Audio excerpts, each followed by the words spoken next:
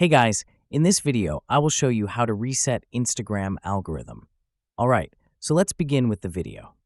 So Instagram has this new feature that allows you to reset all the suggested posts and everything on your account.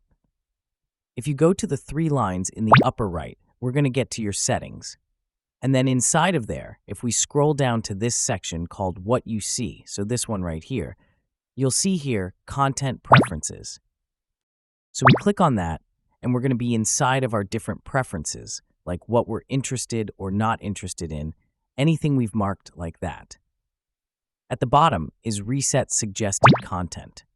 So we tap on that, and it basically allows us to have a fresh start on Instagram from those suggested posts and reels and other content based on all of your behavior on Instagram.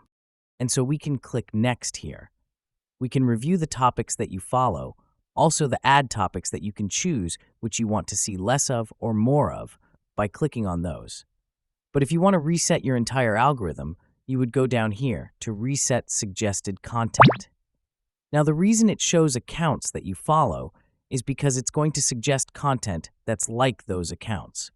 But we're going to go to Reset Suggested Content down here. And then this can't be undone.